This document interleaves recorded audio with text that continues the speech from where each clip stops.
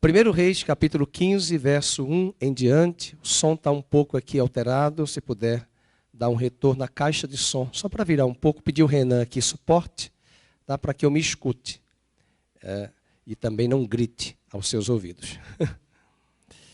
Vamos lá. Capítulo 15 de primeiro livro dos Reis. Muito obrigado aí a presença dos irmãos. Vamos fazer a leitura, você que está em casa. Vamos fazer a sequência agora de uma história de dinastias da história dos reis. Nós estudamos Davi, Saul, Davi, Salomão, Roboão, Jeroboão, e eu quero mostrar esse cenário que para nós pastores é muito desafiador. Não é fácil articular pregação e ensino para uma igreja, e eu não estou falando da igreja local, mas a igreja brasileira, eu considero uma parte dela analfabeta de Bíblia. Nós não conseguimos entender muito da Bíblia porque não temos uma boa base. E dar essa base não se pode dar em um púlpito, em uma pregação. Base se constrói numa escola, um currículo, no mínimo 11 anos. No mínimo 11 anos. Você tem 11 anos na escola para estudar matemática, física, geografia, história, e nós não podemos, por osmose, entender a Bíblia com uma pregação. Se você não se esforça, não estuda, não ler, as pregações elas não vão surtir muito efeito. Nós precisamos ter uma base, porque Deus está preso à sua palavra. E eu sei que vocês estão em pé, mas não estou pregando, mas só para deixar uma coisa. Tem muita profecia circulando por aí no Brasil em WhatsApp. Não dê ouvidos a certas profetadas do que vai acontecer. Deus não anda falando essas coisas. Quando Deus fala, Ele tem que trazer 3 elementos. Ele aponta o pecado, o juízo, Ele traz a palavra dura de correção, mas Ele tem que terminar a palavra com arrependimento e o condicional. Se você se arrepender, haverá misericórdia e compaixão. Eu tenho recebido vídeos que eu não passo para ninguém, são profetados. E por que muitos crentes valorizam? Porque são analfabetos de Bíblia. Não conhecem os desígnios de Deus a partir das Escrituras Sagradas. Tá bom? Vamos fazer a leitura, senão já vou deixar vocês muito tempo em pé. Verso 1. No 18º ano do rei Jeroboão, filho de Nebate, Abias começou a reinar sobre Judá. 3 anos reinou em Jerusalém. Era o nome de sua mãe Maaca, filha de Absalão. Andou em todos os pecados que seu pai havia cometido antes dele. Seu coração não foi perfeito para com o Senhor seu Deus, como o coração de Davi, seu pai. Mas por amor de Davi, o Senhor seu Deus lhe deu uma lâmpada em Jerusalém, levantando a seu filho depois dele e dando a estabilidade a Jerusalém.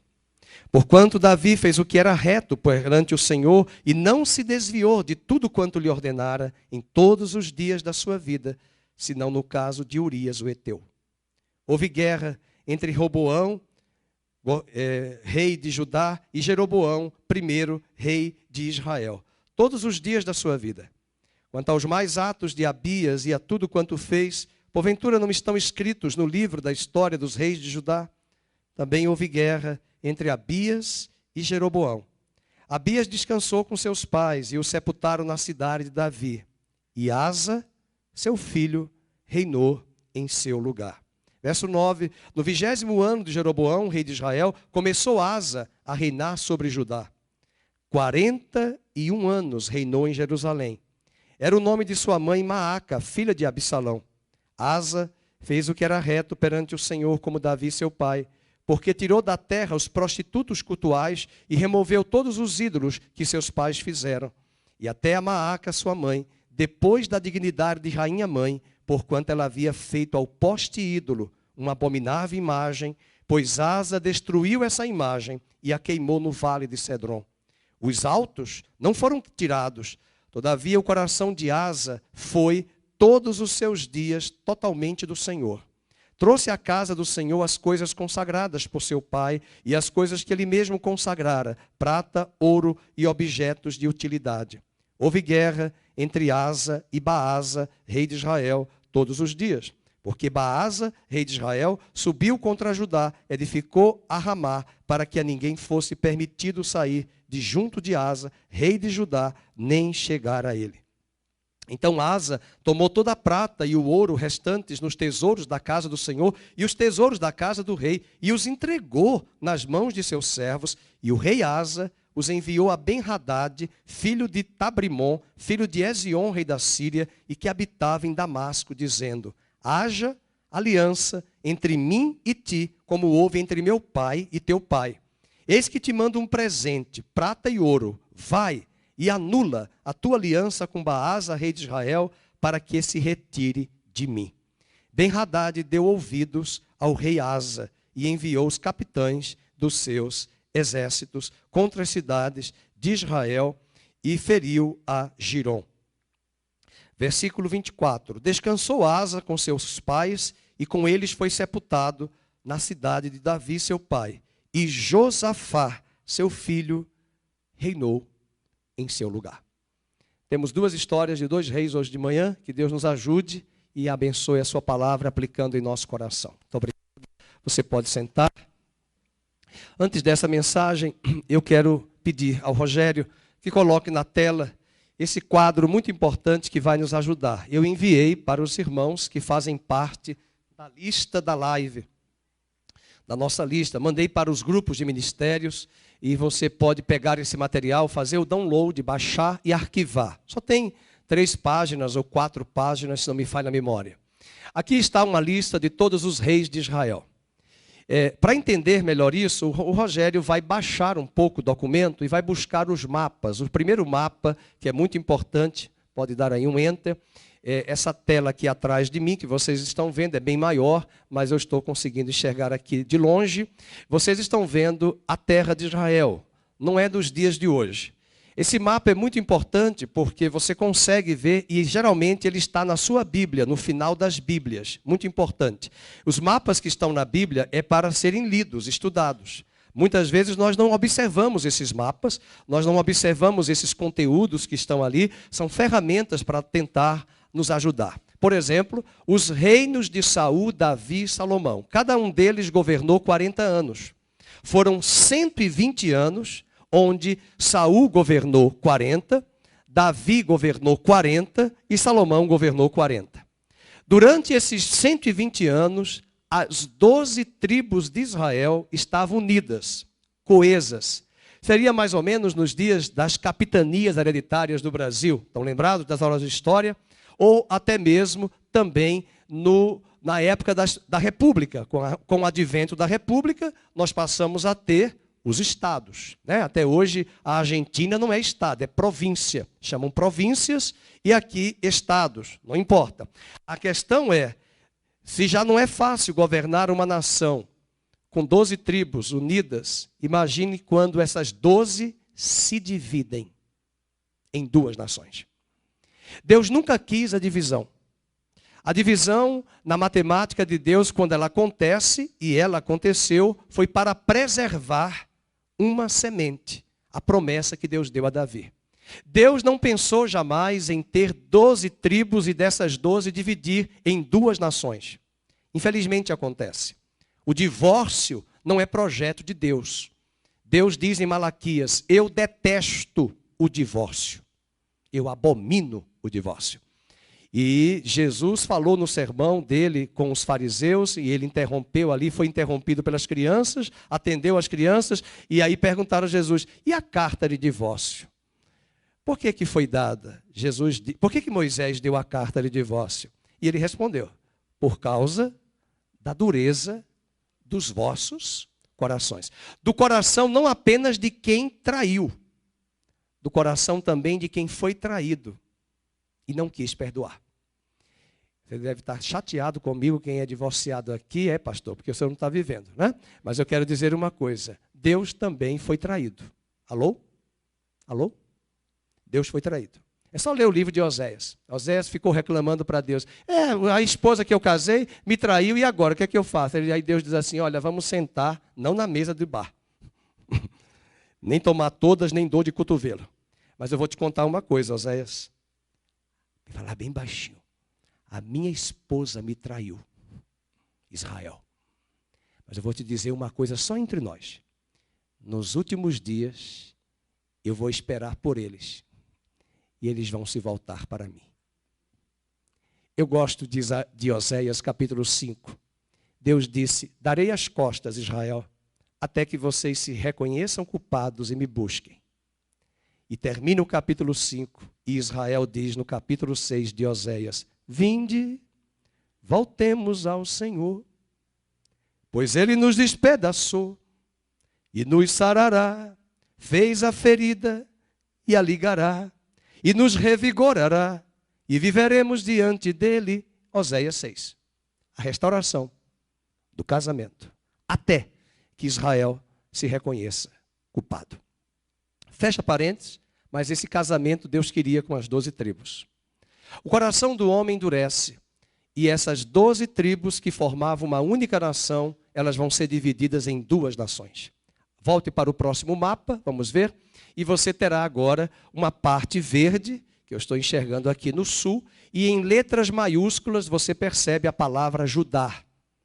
Ao norte, onde está em amarelo ou laranja, deixa eu olhar para aqui, que aqui está melhor, acho que é laranja, aquela cor laranja, você percebe ali todo o contorno, mostra as 10 tribos que ficaram ao norte. Essas 10 tribos, elas vão ser chamadas de nação de Israel. E as 2 tribos, Judá e Benjamim, vão formar uma única nação, que é a nação de Judá.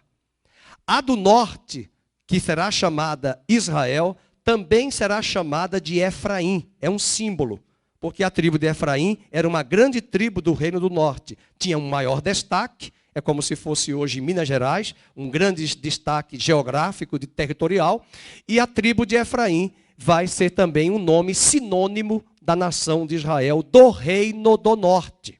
10 tribos. Qual é a capital do Reino do Norte? Samaria. Qual é a capital do Reino do Sul? Judá. Quando Salomão morre, as 2 nações são formadas, e agora, como foi pregado domingo passado, Roboão, que era filho de Salomão, vai assumir o reinado do sul. E Jeroboão primeiro. Por que primeiro? Porque teve o segundo. Vai assumir o reinado do norte. E essas 2 nações, ao longo do livro de Reis e do livro de Crônicas, você precisa lembrar, dá uma olhadinha no verso 9 do que você leu. Mantenha a sua Bíblia aberta, porque eu não estou apenas pregando. Você tem que pregar e conferir, porque crente bereano, como foi o caso de Paulo em Bereia, enquanto Paulo pregava, os crentes de Bereia examinavam a Bíblia. Tá bom? Pastor não é ditador, pastor deve ser um expositor da Bíblia Sagrada. Veja o versículo 9. No 20º ano de Jeroboão, rei de Israel. Veja, volta para o mapa. Rogério, por gentileza, o Rogério vai sofrer comigo hoje à noite, hoje de manhã. Então volta lá para o mapa. Quando ele mostra, ele começou a reinar Asa sobre quem? Judá. Então vocês estão percebendo que essa narrativa vai aparecer por todo o livro de Reis. Em outras palavras, quando fulano governava no sul em Judá, Beltrano governava no reino do norte em Israel. Mas são 2 nações, sim, elas foram divididas. Mas eu quero lembrar uma coisa muito importante. As 10 tribos do reino do norte, elas foram expulsas depois, no ano 722, pelo imperador da Assíria. Nunca mais as 10 tribos voltaram. Deus disse que as 10 tribos do norte se dispersariam entre as nações. Para vocês terem uma ideia, existe uma nação na Europa chamada Dinamarca. Dinamarca em inglês é Denmark, marca de Dan. Segundo os estudos antropológicos, arqueológicos, parece que a tribo de Dan, reminiscências dessa dispersão, chegaram na região do que hoje é a Dinamarca. Quem é que não gosta daquele chocolate da Copenhague? Está ali, as reminiscências. Dizem que a tribo de Levi foi chegar lá na nação de Londres, aquelas divisões de quarteirões que aprendemos na arquitetura. Nós não sabemos, embora a tribo de Levi morava ali próximo ao Jerusalém, então, com certeza uma parte foi para a Babilônia, mas voltou. Mas as 10 tribos nunca mais voltaram. Eu quero perguntar aos irmãos, Por que que no ano 586 a.C., 200 anos depois que a Síria destruiu o reino do norte, Babilônia destruiu o reino do sul em 586, Jerusalém foi arrazoada, destruída, e os judeus foram levados cativos para a Babilônia, mas Jeremias havia dito no capítulo 29 que eles ficariam 70 anos no cativeiro, e depois de 70 anos, a mão do Senhor traria eles de volta, eles reconstruiriam o templo, reconstruiriam as cidades, e um dia o Messias, Jesus, nasceria de Maria, na casa de José, da tribo de Judá, porque Deus jurou a Davi que ele deixaria uma lâmpada acesa por amor do seu nome, pelo pacto, pela aliança, de que o Messias um dia viria. Esse Messias viria, e ele veio porque uma linhagem de Davi foi preservada. Olha a importância da família, olha a importância dos filhos, olha a importância de educar os filhos. Se tem um povo que permanece até hoje com a sua cultura, com os seus valores, todos os impérios passaram, todos os povos que foram grandes impérios foram arruinados, mas o povo de Israel, que foi disperso por várias nações, até hoje permanece com os seus valores, e mesmo sem a terra física, mesmo sem o Eretz Israel, como eles chamam, mesmo pela diáspora de 2000 anos, do ano 70 depois de Cristo, quando o Império Romano destruiu Jerusalém, Jesus havia dito, não ficaria pedra sobre pedra, que as mulheres seriam mortas, que os seus filhos seriam rasgados por espadas no ventre. Os judeus foram expulsos da terra, só voltaram em 1948, quando a ONU restaurou o Estado de Israel. 2000 anos de diáspora. Isaías profetizou 700 anos antes de Cristo nascer, 2700 anos para nós. Isaías profetizou, poder-se-ia fazer nascer uma nação em um só dia? Sim. 14 de maio de 1948, nasceu o Estado de Israel, porque Deus disse a Oséias que nos últimos dias, ele esperaria pela sua esposa. A esposa não é Israel, a esposa é a igreja, porque Deus não tem dois povos. O único povo que Deus tem é a igreja, e a igreja é formada de judeus e gentios convertidos. Essa linhagem davídica, essa linhagem que virá agora dessa nação de Judá, vai ser preservada. Mas o que nós vamos perceber a partir desse domingo e para os próximos domingos, tentativas inúmeras de Satanás de usar fraquezas desses reis, pecado destes reis, para impedir desígnios de Deus se cumprirem. Quantas vezes Deus tem levantado ao longo desses 2000 anos, na história da igreja, ministérios. Quantas igrejas se perderam? Quantas igrejas tombaram? Quantas igrejas, como a metodista de John Wesley, que ele não abriu igreja, mas os seus discípulos seguiram os seus princípios metodológicos, de metodologia, de discipulado. Eles são chamados metodistas por um método, mas a própria igreja metodista nos Estados Unidos tem feito coisas absurdas. Eu não posso nem falar tudo porque está sendo ao vivo, senão vão me bloquear.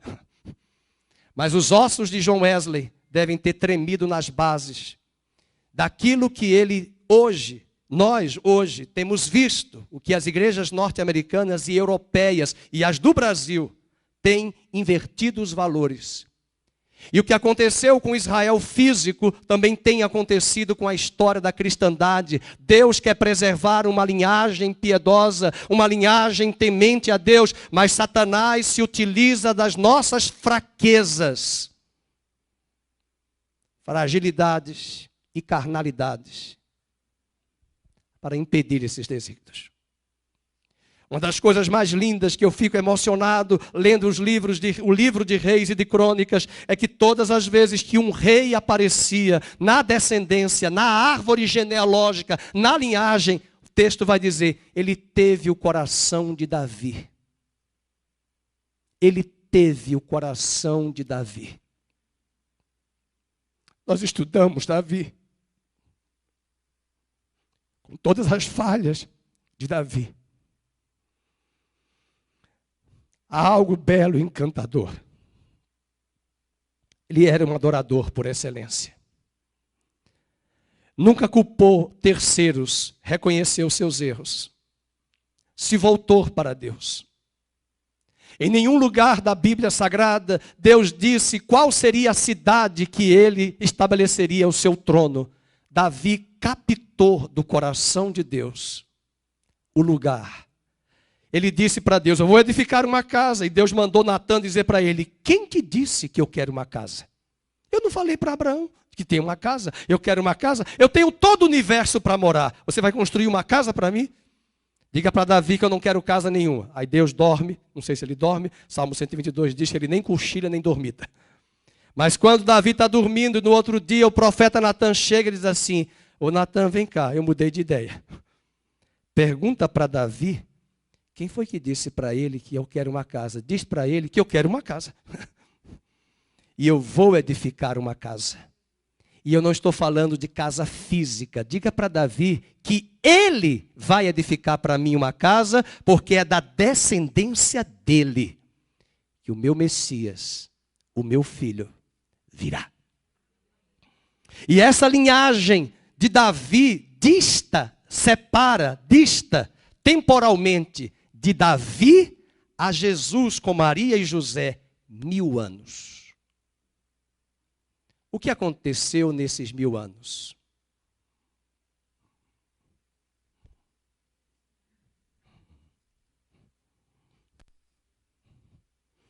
E está em casa, deve estar pensando, o que esse pastor está fazendo? Altos e baixos. E agora nós vamos perceber, vamos voltar para a listagem dos reis. Vamos ver, parece que é o Brasil, né? Parece que são países com os reis e governantes maus, ímpios. Abramos ali o mapa, pode colocar o mapa, por gentileza, o mapa não, a dinastia, o quadro dos mapas. Esses são os reis de Israel. Primeiro foi Jeroboão, ele foi mau. O segundo foi Nadab, ele foi mau. O terceiro foi Baasa, ele foi mau. O quarto foi Elá, ele foi mau. O Onri, muito mau. A irmã Lígia está assustada. Ela está assim olhando para o nome. Eu olhei para os olhos dela. O outro lá, Acabe, que era esposo de Jezabel, foi o pior. Foi nos dias de Elias. E dá uma olhadinha nos anos também. Acasias foi mau. Meus irmãos, todos foram maus. Esses são os reis do reino do norte, das 10 tribos. Você tem ali os anos que eles governaram, você tem ali os períodos de anos, de quando começaram a governar, e os nomes deles. Por que parou em Oséias? Não é o profeta. Oséias foi o último rei que você pode ler em casa, 2 Reis, capítulo 17, quando Deus levantou o império da Assíria para julgar a nação de Israel e dizer basta. E as 10 tribos foram espalhadas entre as nações, nunca mais voltaram. E sabe o que a Assíria fez? Ela tinha uma estratégia política. Ela tirava todos os povos da terra e trazia pagãos para morar naquela terra. Então veja, ela expulsou as 10 tribos e lá em 2 Reis 17 diz que ela enviou povos de várias nações. Para fazer o quê? Sincretismo. Porque esses pagãos que vieram morar começaram a se casar com os israelitas que ficaram lá. E a luz se misturou com as trevas. E a idolatria e o paganismo se misturou com o judaísmo. E o que vai acontecer? O mal vai permanecer. E vai surgir ali um grupo chamado samaritanos, que desde os dias de Jeroboão I, que colocou ali cidades, bezerros de ouro, nós estudamos isso, a idolatria campeia e o paganismo campeia, várias práticas ocultas. Nós vimos aqui algumas descrições do que vai acontecer nesse período, até chegar a esse pior rei, que foi Acabe. Na verdade, ele não governava nada, quem governava era Jezabel. E foi nesses dias que o profeta Elias se levantou. Isso é coisas lá para frente. Eu estou dando pano de fundo para a gente entender o nosso roteiro, para onde vamos, para não ficarmos confusos. Eu fico mais angustiado, e os irmãos orem por mim, pelo pastor Felipe, porque quando a gente vai falar sobre isso, e tem 20 ovelhas aqui que estão vindo pela primeira vez, eu digo, Senhor, eu vou morrer. Porque eu estou falando, a pessoa diz assim, eu não estou entendendo nada do que ele está falando. Sabe por que nós não entendemos nada do que alguém está falando? Porque muitas vezes, querido, sem querer ofender ninguém, nós entramos por essa porta carregados com os nossos problemas. Nós não conseguimos adorar. Nós não conseguimos adorar a Deus. Nós queremos um culto que arrepie o cabelo da cabeça e arrepie os pelos dos pés, do corpo. Nós queremos sensações, mas nós não queremos base. Nós não queremos nos entregar e esquecemos que quando entramos por esta porta, já devemos sair de casa com o nosso coração fervoroso. Alegrei-me quando me disseram, vamos à casa do Senhor. E quando entramos aqui, nós podemos dizer, Senhor, eu entrego os problemas a Ti. O Senhor resolverá, me ajudará, mas eu quero comer a Tua palavra, aprender os princípios da Tua palavra, para que eles me deem solidez para permanecer firme nesses dias maus. Base bíblica é para isso. Jesus mais ensinava do que pregava. Tem pessoas que não gostam que o pastor no púlpito ensine. Pois bem, Mateus 4:23, base bíblica. Jesus entrava nas sinagogas, vamos pela ordem, ensinava, pregava e depois curava. Não inverta a ordem. Pregação só traz, ressalta as verdades bíblicas. Mas se a Beatriz não tem verdade bíblica, porque as verdades para serem embasadas tem que vir pelo ensino.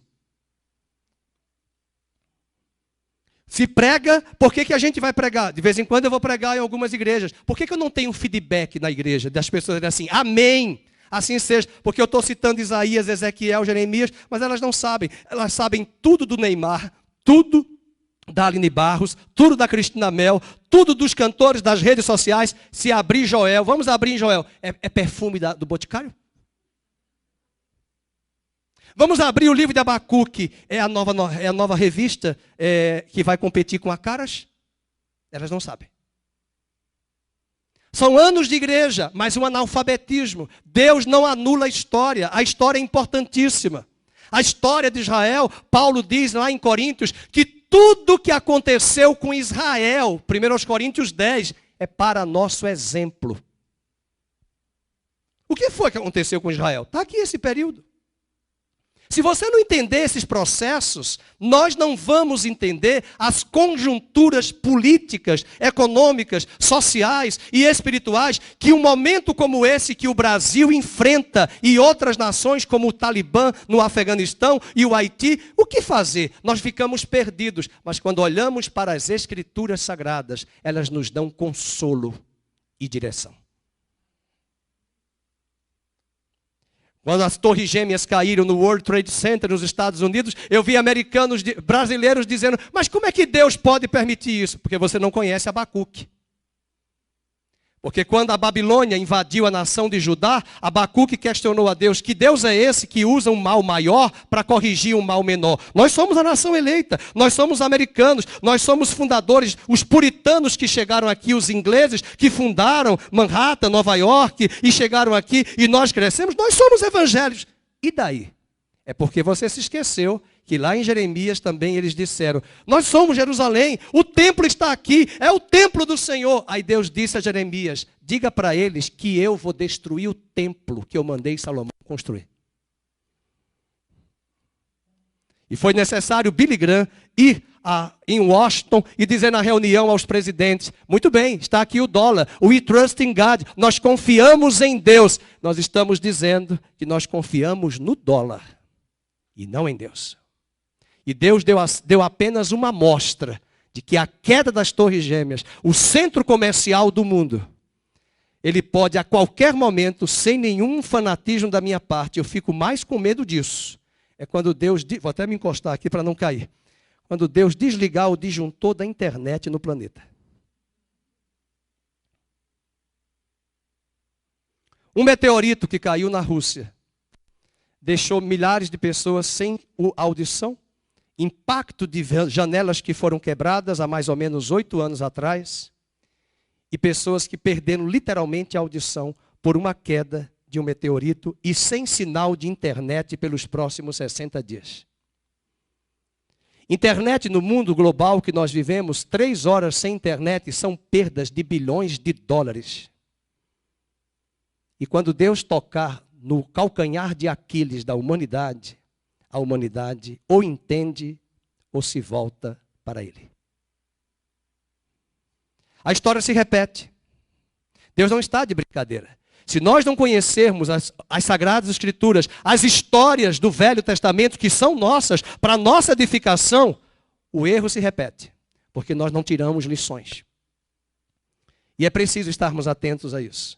Não estamos aqui para trazer ensino, para você ficar apenas no intelecto, é para nós também mudarmos. Volta lá para o mapa, nós vimos os reis, não o mapa, os reis de Israel. Agora vamos ver o de Judá. Já dá para tomar um Rivotril, o segundo quadro dos reis. Nós temos o primeiro, agora é os de Judá. Lá só tinha mal. Deixa eu ver ali, tem o melhor. Tem bom. Olha, começa com Roboão. Roboão foi mal, Abias foi mal, Asa foi bom, Josafá foi bom, Jeorão foi mal, Acasias foi mal, Atalia, uma mulher demoníaca. Com muito respeito às mulheres, né, porque foi a única, mas essa mulher usurpou o trono. Ela mandou matar, meus queridos, olha a estratégia de Satanás, ela mandou matar todos os filhos do rei. Sabe o que é isso? A voz do inferno. Não virá o Messias. Você está entendendo a mensagem? Porque se eu mato os filhos da rainha Elizabeth, quem é que vai assumir o trono? A rainha Elizabeth não pode viajar no mesmo avião que o príncipe Charles. Porque se um cair, não vai ter herdeiro para assumir o trono. Quem vai assumir o trono? Ela manda matar todos os reis, propositalmente os filhos do rei que são príncipes. Mas é a estratégia satânica para dizer, vamos interromper aqui essa linhagem que Deus falou a Davi, porque o Messias está chegando. Às vezes parece que as trevas sabem muito mais do que os crentes.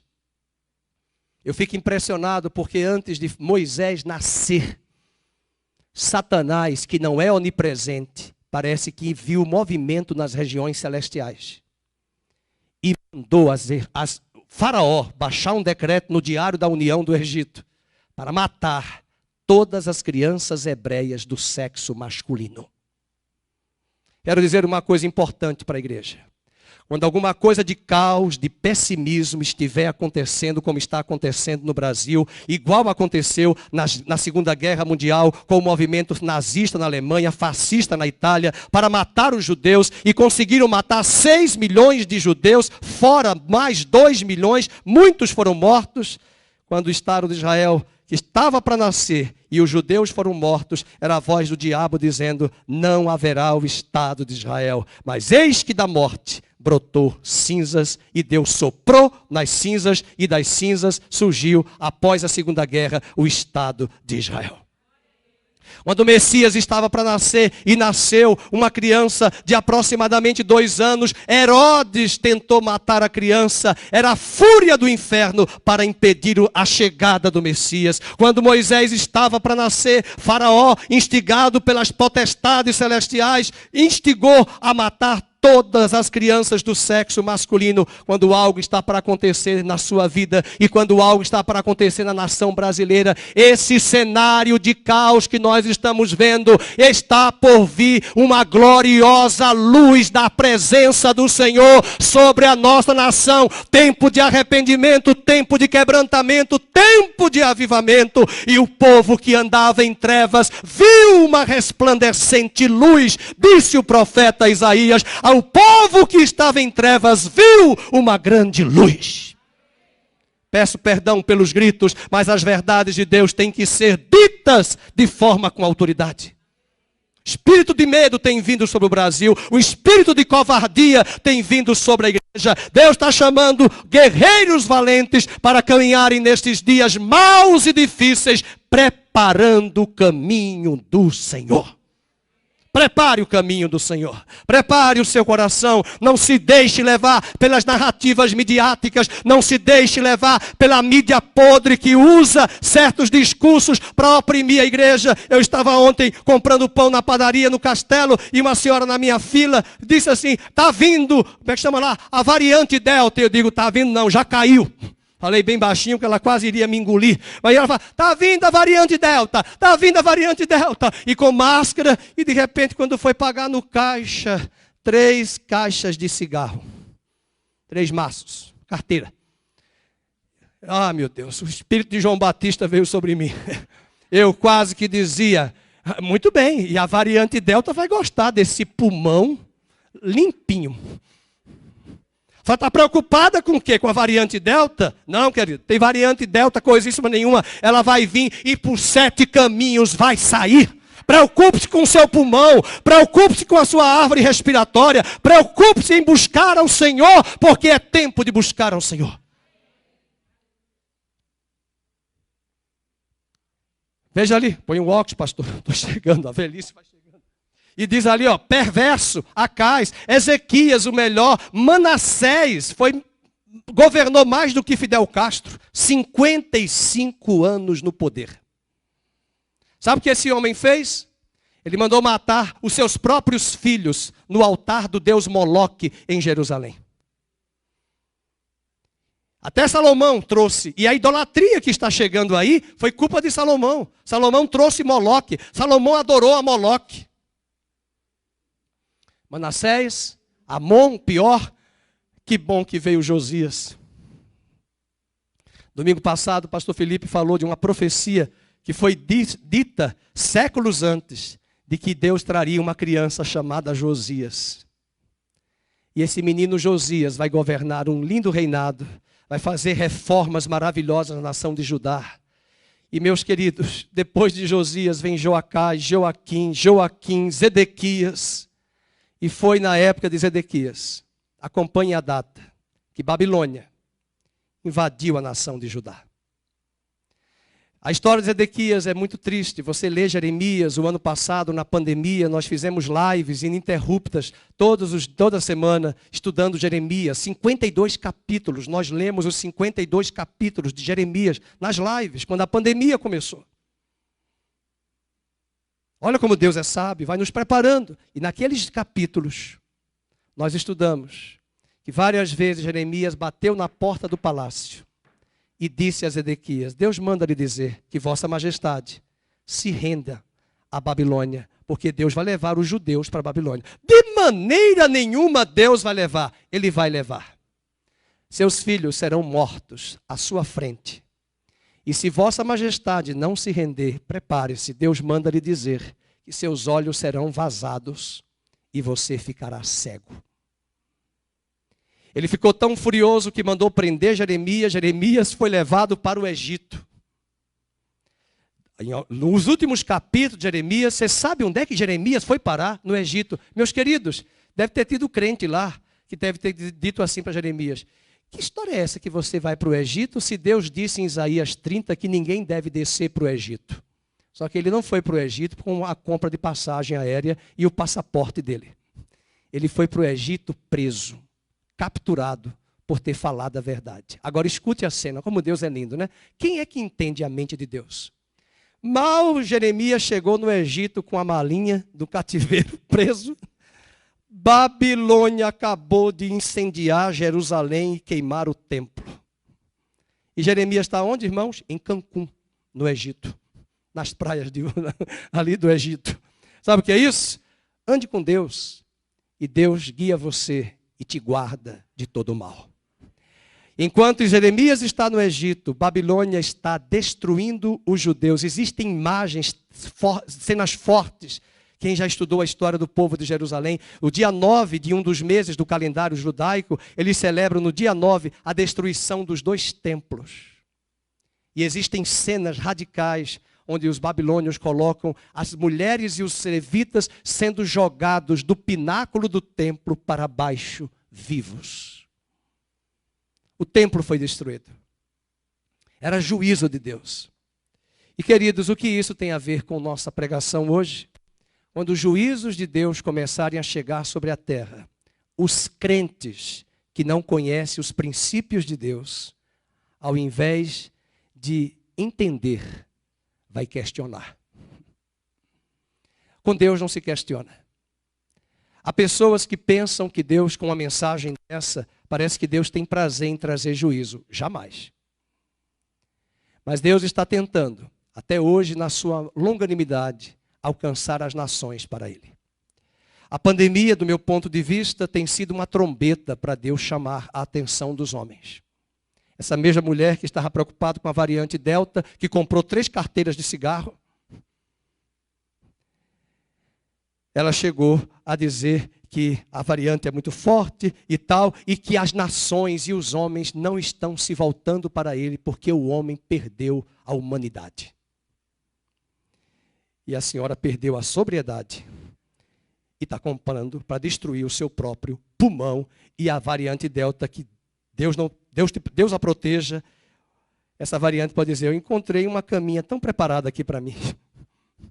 E nós podemos lembrar de que uma trombeta como essa está admoestando as nações a se voltarem para Ele.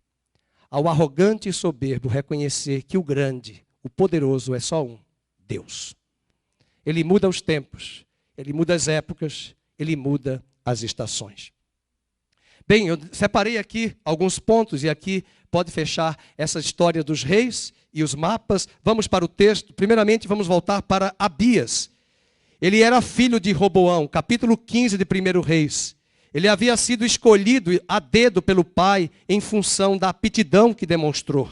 Mas o capítulo 15, verso de número 3 diz assim: ele andou, vamos ler juntos, em todos os pecados que seu pai havia cometido antes dele. E agora leiam: seu coração não foi perfeito para com o Senhor seu Deus, como o coração de Davi, seu pai. Irmãos, eu fico encantado de ver como tem pessoas que basta Deus fazer assim, elas respondem. Tem outras que Deus derruba tudo no universo para ver se a pessoa acorda, ela não acorda. Deus está trabalhando, está operando e a pessoa não reconhece a soberania dele. Esse rei não teve o coração de Davi. Mas, olha o verso 4, conjunção adversativa, fazendo o contraponto. Por amor de Davi, o Senhor, seu Deus, lhe deu uma lâmpada. Aonde? Deus tinha dito a Davi, seus descendentes vão se corromper. Mas porque eu jurei a você, e coloquei o meu nome no cartório, eu vou zelar pelo meu nome. E essa lâmpada estará acesa. Versículo 6, houve guerra entre Roboão, que é o rei do sul, com Jeroboão, rei de Israel. E a história dele, na narrativa de Reis, termina. Mas lá no livro de Crônicas, ela tem mais alguns pontos importantes. Mas eu quero me deter hoje no reinado de Asa. É o Asa com S. Vamos para o capítulo 15, verso 9. No 20º ano de Jeroboão, rei de Israel. Quer dizer, enquanto Jeroboão está governando no 29º ano, Asa começou a reinar sobre onde? Sobre Judá. Quantos anos ele reinou? Versículo 10, vamos ler? 41 anos ele reinou em Jerusalém. Era o nome da sua mãe Maaca, filha de Abissalão. Queridos, durante 35 anos foi excelente o reinado dele. Os últimos 5 anos ele terminou muito mal. Isso é um sinal de advertência muito grande para nós. Existem pessoas que chegam ao evangelho com muita velocidade. Eu respeito quem vem com muita sede. Tem pessoas que rompem com tudo, ligam, cortam. A minha conversão também teve alguns elementos de muito radicalismo que para mim foram importantes. Aquelas rupturas. Aquilo para mim cheirava o pecado. Não vou entrar em detalhes, mas tem a ver com um elemento muito subjetivo, de algumas coisas que eram vaidade para mim, que pode não ser para o Carlos, para o Emerson. Cada um de nós tem a nossa trajetória. Mas cuidado com muitas pessoas radicais no início da caminhada. Muita santidade ao extremo. O mais importante não é como você começa. É como eu e você vamos terminar.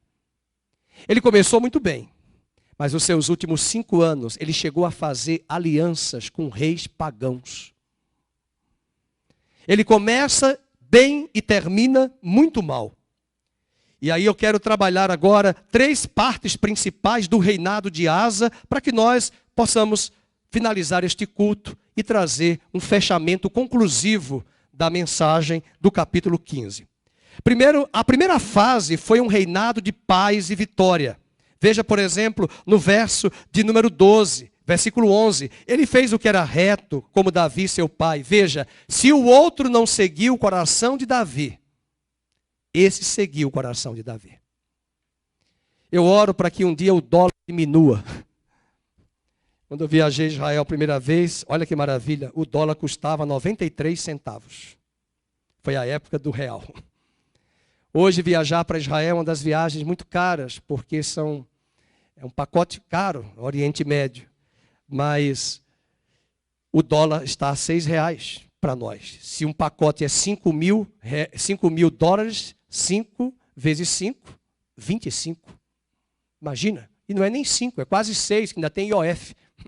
E estamos quase na faixa de 6, porque está 5,90, 5,80, 5,30, com essas oscilações desses momentos políticos tristes no Brasil, o dólar tem aumentado e tem baixado. Mas eu estou orando para que, quem sabe, um dia antes da vinda de Jesus, você possa subir a Jerusalém.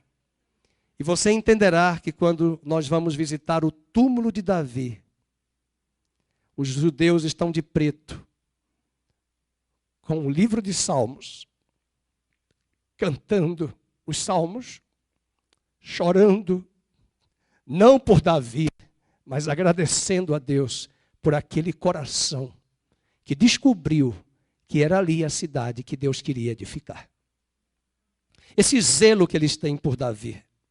Até hoje a bandeira de Israel, sem nenhuma idolatria. Nós não temos nenhum misticismo para com Israel. Nós entendemos a importância de Israel, porque Paulo diz em Romanos capítulo 11, que nós gentios somos devedores para com eles, porque deles vieram, vai anotando aí, os pactos, vai dizendo amém, as promessas, as alianças, os patriarcas, o Messias. Deles nós recebemos o livro, as promessas, a aliança e os patriarcas. Foi uma revelação progressiva até chegar o descendente prometido, o Messias. Muitas vezes, muitas pessoas criticam achando que é idolatria Israel. Não, isso é bobagem. Deve ter idólatras. Mas na bandeira de Israel tem até hoje a estrela de Davi. Capítulo 15 diz que ele tem um reino de paz. Verso 12, ele tirou da terra os prostitutos cultuais, a prostituição no templo. Ele removeu os ídolos. Mas o versículo 14 diz que os altos, os padroeiros lá nos altos, nos montes, não foram tirados. E ele diz o versículo 14, o coração de Asa, vamos ler, foi todos os dias o quê? Totalmente do Senhor. Ele foi muito bem na sua narrativa, mas o livro de Crônicas, que funciona quase como um diário da União, vai dizer, os seus últimos 5 anos não foram bons. Ninguém vai chegar no velório de alguém e dizer, foi um traste. Você vai dizer os elogios, pelo amor de Deus. O Elton está falando. Alguém vai dizer, foi um traste. Uma vez eu estava no velório, irmã, menos. Por favor, fale menos, fale pouco, ou então nem fale. Nem fale. Eu já vi gente que descobriu no velório que o marido deixou uma amante e filhos. É complicado. Mas o autor de Crônicas nos chama para a realidade. E o capítulo de número... segundo o livro de Crônicas, vamos agora para o segundo Crônicas, para entender essa história. Você vai ver o que eu estou falando. No capítulo 15, ele começa bem realmente, é a mesma narrativa.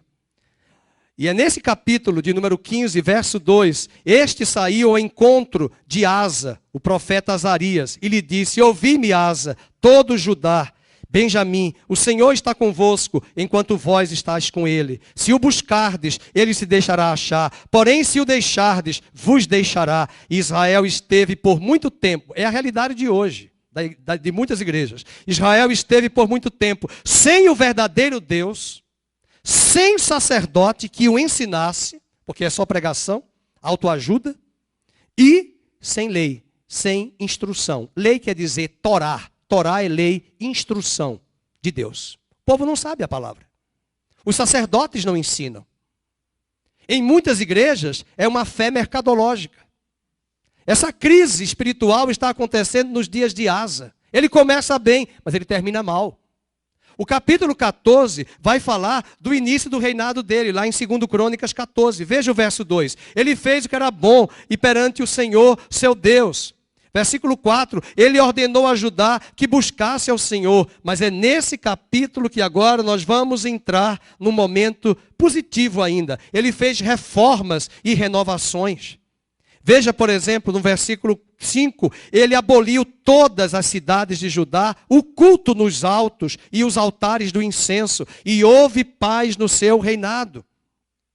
Ele edificou, versículo 6, cidades fortificadas em Judá, pois havia paz na terra, e não houve guerra contra ele naqueles anos, porquanto o Senhor lhe dera repouso. Ele edificou cidades, verso 7, cercou as cidades de muros, portas, ferrolhos, ou seja, ele teve uma política de segurança pública. Ele investiu em segurança. Olha a vulnerabilidade que o Brasil enfrenta, com leis que foram feitas que favorecem mais os ladrões, estupradores e assassinos do que os cidadãos civis. Olha o que os últimos anos foram feitos nesse Brasil por correntes ideológicas, inclusive em ministérios como o Ministério da Educação, aparelhando o Estado ideologicamente para preparar uma geração totalmente desinstruída. Se perguntar no Brasil o que é 7 de setembro, alguns vão dizer é república. 13 de maio é a padroeira. Não sabe de nada. No regime militar nós fomos desprovidos de filosofia e sociologia, mas pelo menos aprendemos OSPB e Educação Moral e Cívica, e até hoje, se alguém me beliscar 2 da manhã, eu sei todos os feriados civis do Brasil. Aí você vai aos Estados Unidos, dia 4 de julho, dia da independência, eles contam a história. Eles honram a história do país. Eles celebram os marcos antigos da nação. O nosso país precisa resgatar esses valores. É uma verdadeira anarquia o que está acontecendo no país e que Deus põe esta casa em ordem. Ele vai pôr em ordem.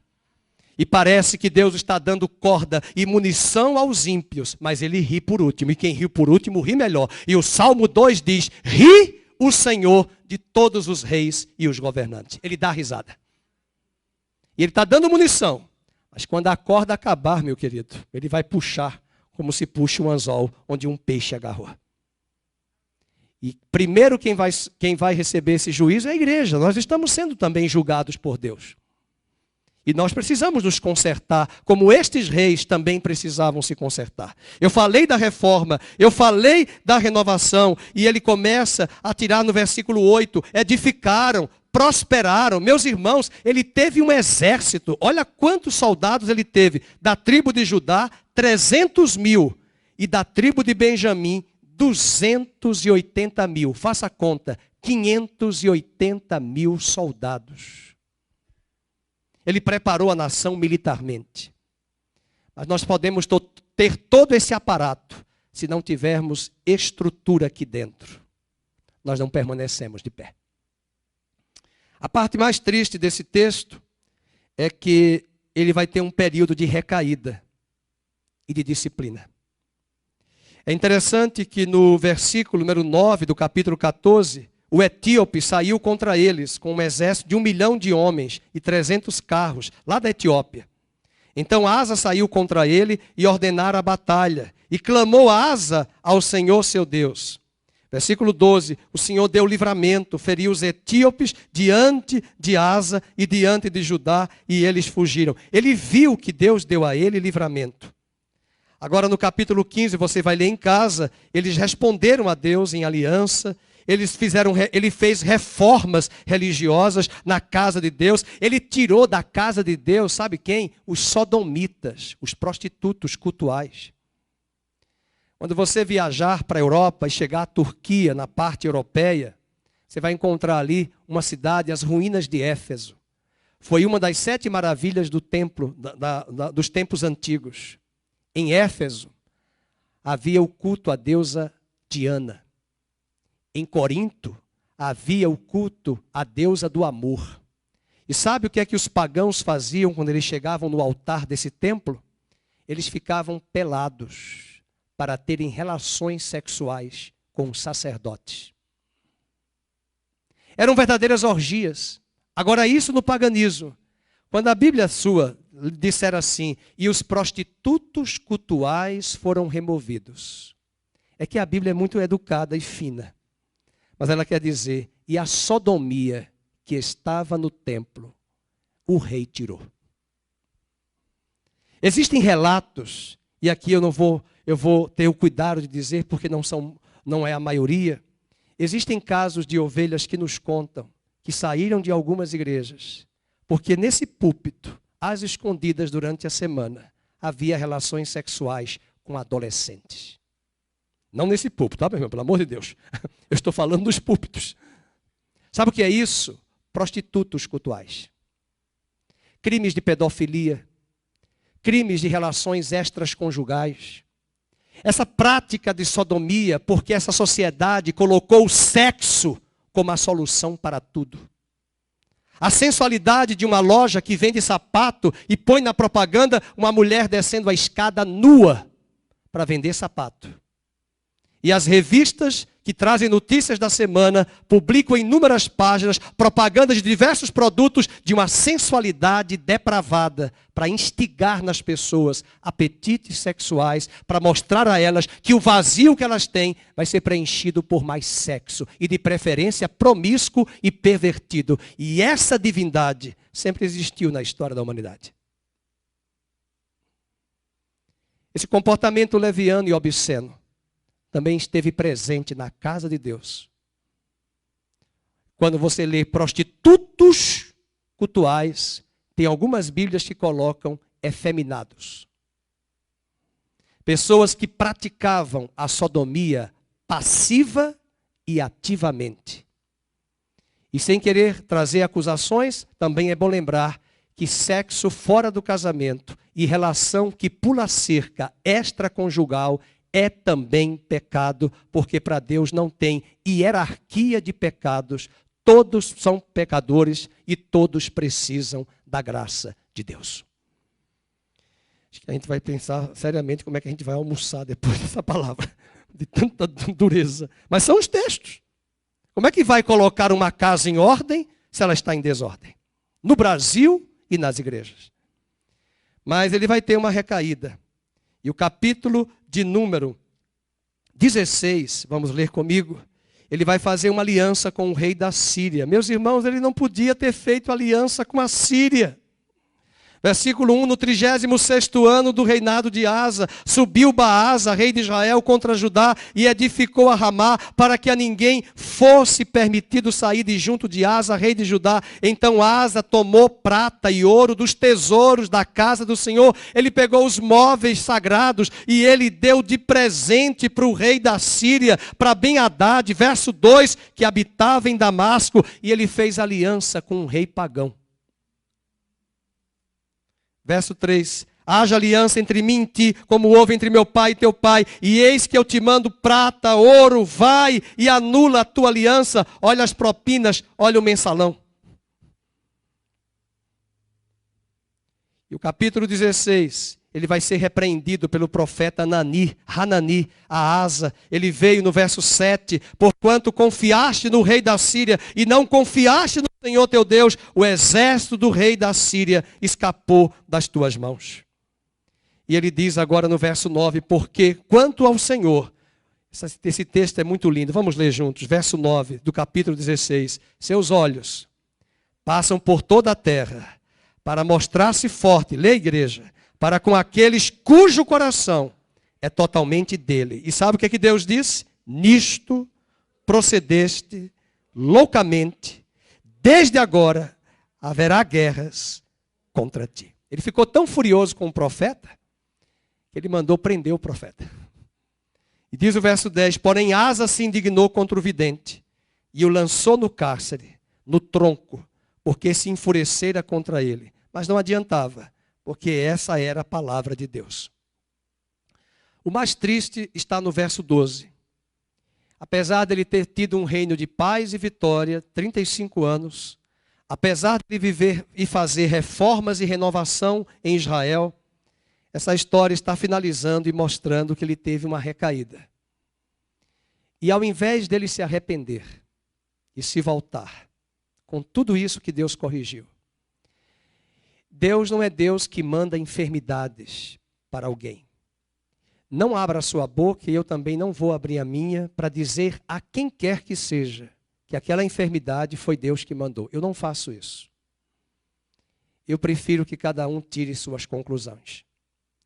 Tiago diz que existem enfermidades que é para a morte. Porque quando ele diz, chama os presbíteros, unja com óleo, não está escrito isso? E a oração da fé curará o enfermo, certo? Leia o próximo versículo.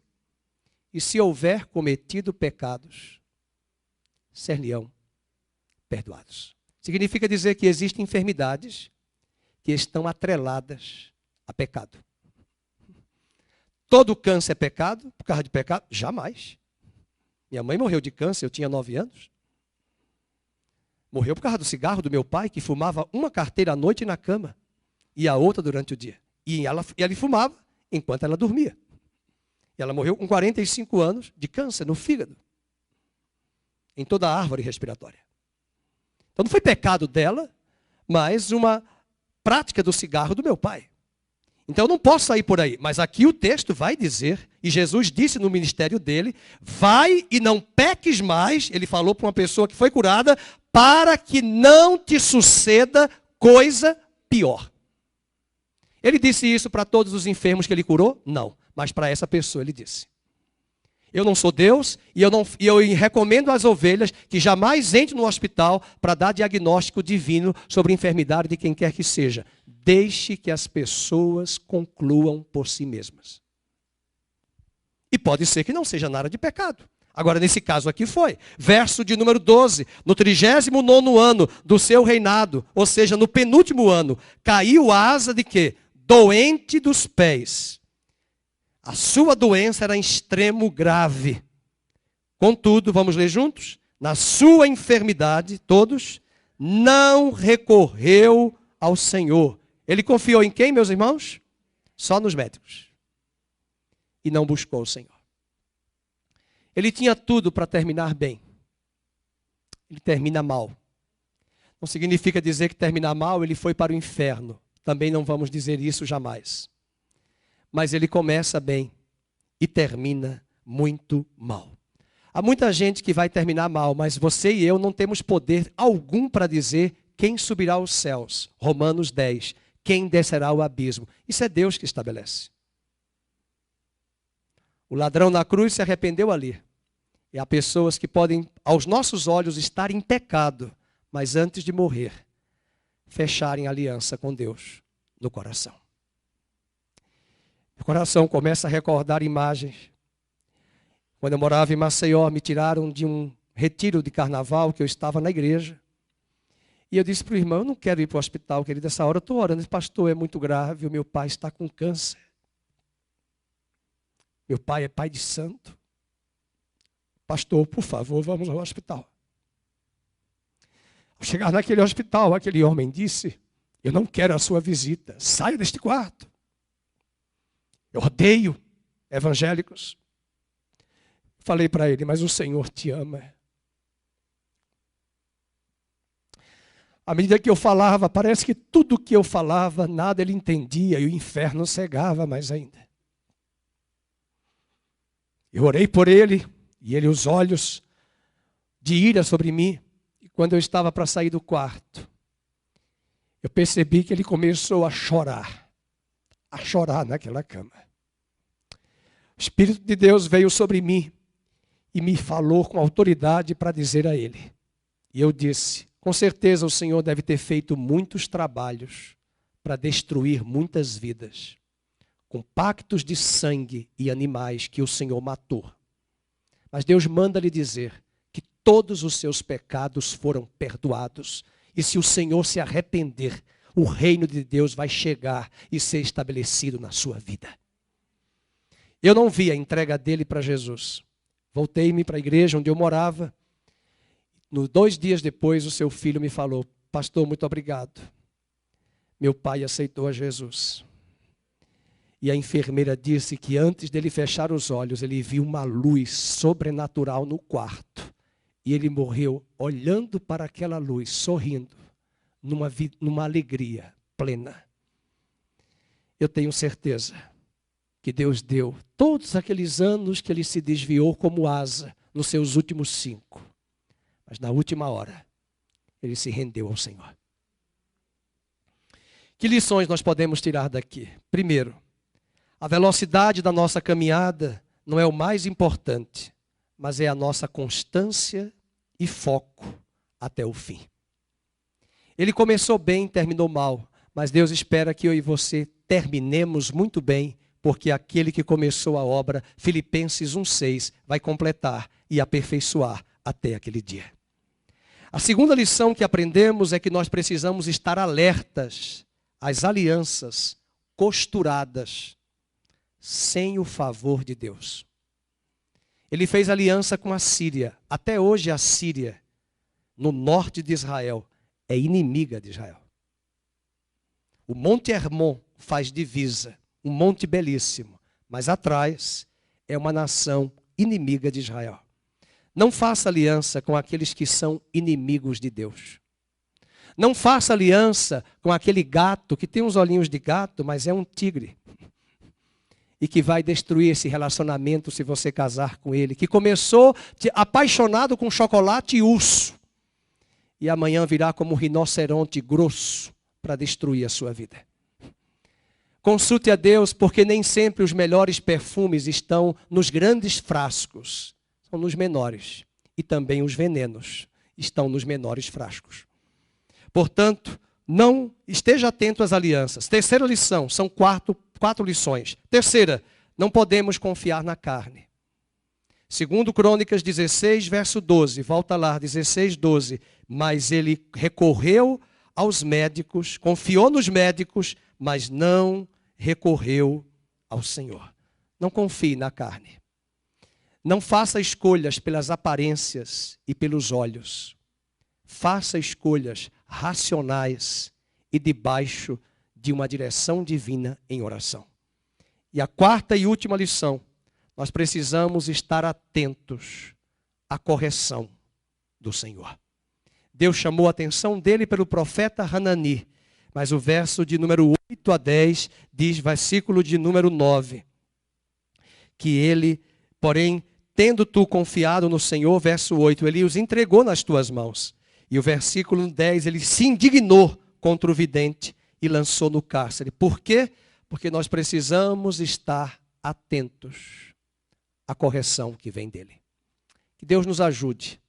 A hora já avançou, eu quero convidar você a ficar de pé. E a se recordar hoje de manhã, daqui a alguns anos, você volte nos seus anais da sua memória para essa história. E eu pergunto a você, o que nós podemos tirar de asa? Que ele ganhou asas para voar e fazer coisas tremendas para Deus. Mas de repente essa asa quebrou-se por causa do pecado e da dureza do coração.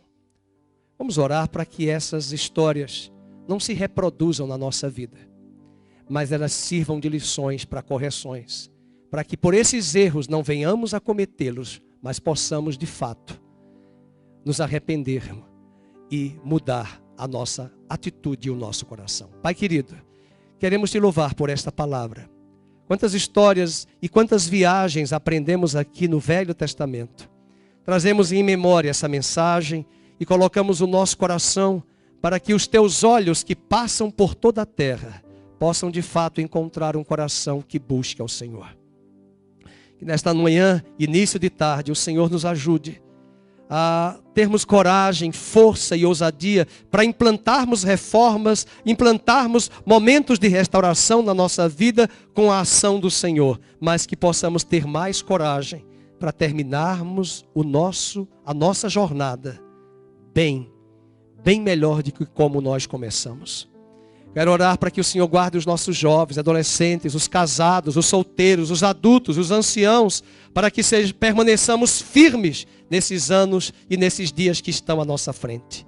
E oramos para que esta palavra, trazida sobre os reis, seja também um sinal para que o Senhor venha corrigir o judiciário em Brasília, corrigir o executivo, corrigir o legislativo desta nação, e que o Senhor traga tempos de estabilidade ao Brasil e de arrependimento aos governantes da nossa nação, e que o Senhor te abençoe e te guarde, que o Senhor faça resplandecer o seu rosto sobre ti, tenha misericórdia de ti, e que o Senhor sobre ti levante a luz do seu rosto e te dê a paz, no nome de Jesus, amém.